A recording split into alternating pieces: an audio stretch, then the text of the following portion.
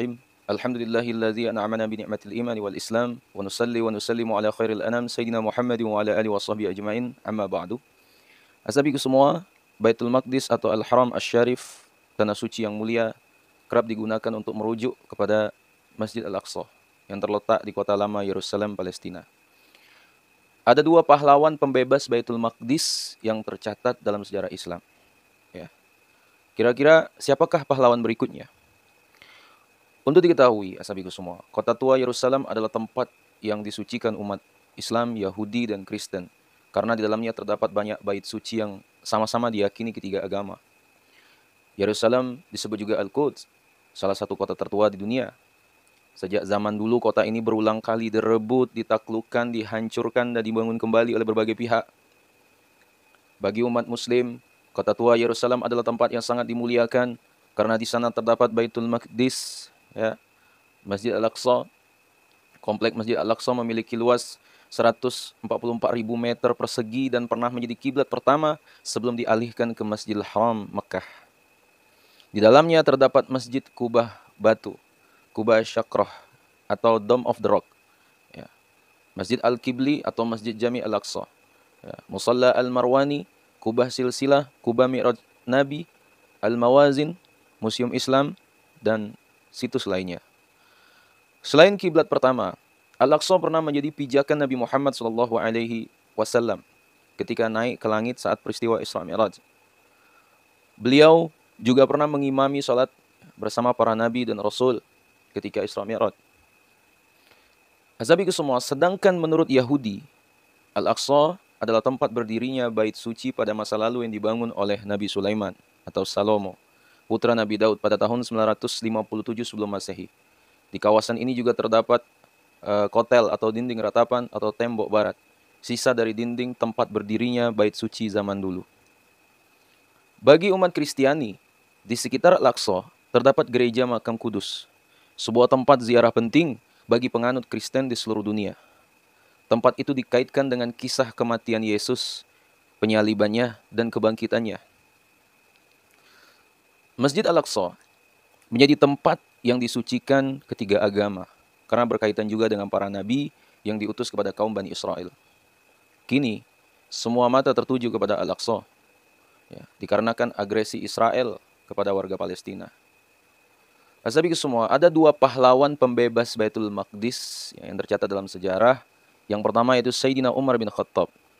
Sayyidina Umar bin Khattab mengambil alih Yerusalem atau Al-Quds dari tangan Romawi Timur pada masa kepemimpinannya sebagai Amirul Mukminin pada tahun 637 Masehi. Perang Yarmuk terjadi pada akhir tahun ke-13 Hijriah, bertepatan pada masa peralihan Khalifah Abu Bakar kepada Umar bin Khattab radhiyallahu anhu.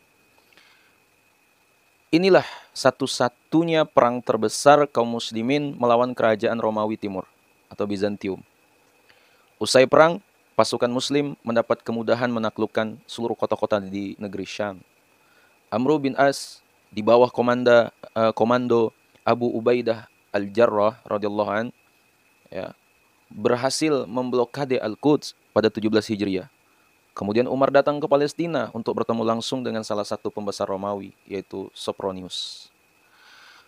Azabiku semua, Umar menandatangani perjanjian dengan Sophronius, di mana sang khalifah memberi jaminan bahwa penduduk Kristen dan tempat suci di Yerusalem akan dilindungi di bawah pemerintahan kaum muslimin. Ada yang menarik dari sikap Umar kala itu, asabiku semua. Ketika beliau dipersilakan salat di gereja Makam Kudus, salah satu tempat suci umat Kristen, Umar menolak untuk salat dalam gereja. Sehingga kaum muslim tidak meminta konversi gereja Makam Kudus menjadi masjid. Asabiku semua, Sayyidina Umar memilih salat di luar gereja, tempat di mana Masjid Umar berdiri hingga saat ini, yaitu berlawanan arah dengan pintu masuk gereja Makam Kudus. Masjid Umar merupakan sebuah bangunan berstruktur kayu, ya, dengan bentuk persegi panjang yang dibangun di atas reruntuhan dan dapat menampung 3.000 jamaah. Azabiku semua, Umar bin Khattab, Sayyidina Umar dikenal sebagai pahlawan yang membebaskan Yerusalem Al-Quds dari cengkraman kerajaan Romawi. Nama beliau tercatat, ya, dalam sejarah Islam. Kemudian yang kedua yaitu Salahuddin Al-Ayyubi. Pahlawan kedua yang berperan besar dalam menaklukkan Baitul Maqdis. Ya. Beliau adalah laki-laki yang berasal dari suku Kurdi Irak. Salahuddin meniti puncak karirnya sebagai panglima besar yang merebut kembali tanah suci Baitul Maqdis dari cengkraman pasukan salib Kristen. Sehari sebelum penaklukan, ya, Salahuddin Al-Ayyubi itu bersama 60.000 lebih pasukannya telah mengepung Yerusalem. Beliau berhasil menaklukkan Yerusalem setelah 88 tahun hidup dalam cengkraman Kristen Eropa yang keji kala itu. Ya. Asabiku semua, Yerusalem berhasil direbut oleh Salahuddin pada hari Jumat 27 Rajab 583 Hijriah bertepatan 2 Oktober 1187 Masehi. Al-Quds akhirnya berhasil takluk dari penjajahan Kristen Eropa. Hari itu kebetulan pula bertepatan dengan peringatan Isra Mi'raj Nabi Muhammad SAW. Peristiwa bersejarah itu dicatat oleh Ibnu Shaddad, penulis sejarah zaman itu. Ya, dalam ungkapannya, merayakan pemilihan waktu yang sangat tepat ini sungguh suatu kebetulan. Allah mengizinkan kaum muslim merebut kota itu sebagai perayaan peringatan perjalanan malam Rasulullah SAW ke langit. Semua kaum muslimin kala itu sangat antusias dan bergembira. Ya, mereka berkumpul menyaksikan kemenangan itu, luapan sukacita dan kegembiraan tak terbendung. Salahuddin dan pasukan muslim mengeluarkan salib-salib yang terdapat di Masjid Al-Aqsa, ya, membersihkannya dari segala najis dan kotoran, ya, dan mengembalikan kehormatan masjid tersebut. Tapi semua yang dimuliakan Allah Subhanahu wa taala, di balik kesuksesan Salahuddin Al-Ayyubi dalam pembebasan Al-Quds, ada sosok hebat yang berpengaruh di belakangnya, yaitu Nuruddin Muhammad bin Zanki, atau lebih dikenal dengan Nuruddin Zanki, pemimpin sebelum Salahuddin Al-Ayyubi.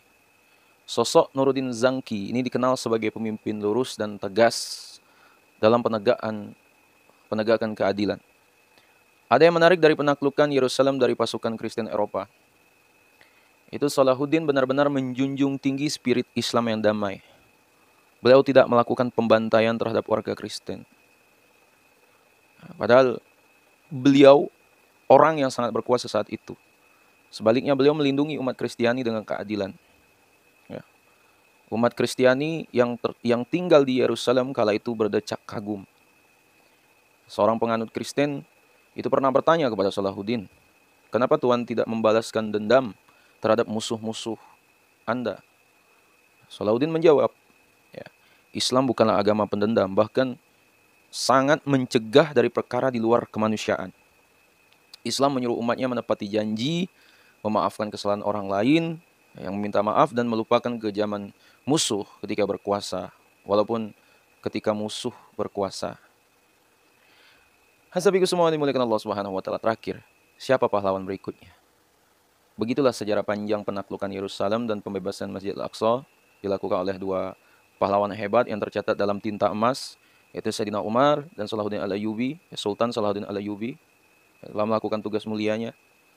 Jika kita merujuk pada risalah nubuah pada 15 abad lalu, Rasulullah SAW kita telah mengabarkan bahwa pada akhir zaman umat muslim akan berperang melawan kaum Yahudi, ya, yang akan dipimpin Dajjal, si Mesias palsu. Syam menjadi tempat pertempuran besar di akhir zaman. Rasulullah SAW mengabarkan akan datangnya seorang pemimpin yang namanya seperti nama beliau. Ya. Dunia tidak akan binasa atau hancur sampai seorang manusia di antara orang-orang Arab muncul yang memiliki nama seperti namaku. Dan ini tertera dalam Sahih At-Tirmidzi, hadis Sahih At-Tirmidzi. Ya. Umatku akan memperoleh pertolongan yang melimpah yang tidak pernah diperoleh sebelumnya. Tertera dalam Sunan Ibnu Majah. Beliau adalah Imam Mahdi. Beliau bukan seorang nabi yang diutus Allah dengan kitab sucinya. Beliau adalah hamba saleh umat Nabi Muhammad SAW yang memiliki pertalian keluarga kepadanya. Imam Mahdi akan muncul di akhir zaman. Beliau akan memenuhi bumi dengan kedamaian dan keadilan, sebab bumi telah diliputi oleh tirani dan ketidakadilan. Ya, dan ini tertera dalam Sahih At-Tirmidzi dan Sunan Abu Daud. Sabiku semua, dalam hadis yang diriwayatkan Imam Ahmad, kemudian Abu Daud dan Al-Hakim disebutkan, pusat kepemimpinan kaum muslimin pada hari peperangan yang paling besar, Al-Malhama Al-Kubra, adalah di sebuah negeri bernama Ghutah. Ghutah. Ya, negeri itu terdapat sebuah kota bernama Damsyik atau Damaskus. Ya. Imam Mahdi akan memimpin kaum muslimin pada peperangan paling besar. Dan tempat yang akan menjadi pusat komando beliau adalah di Ghutah, dekat Damsyik atau Damaskus. Karena itulah Damaskus akan menjadi tempat tinggal yang terbaik bagi muslimin pada waktu itu. Tapi semua, pada saat itu Imam Mahdi akan berhadapan dengan Dajjal yang telah menyebarkan fitnah dan tipu daya di muka bumi.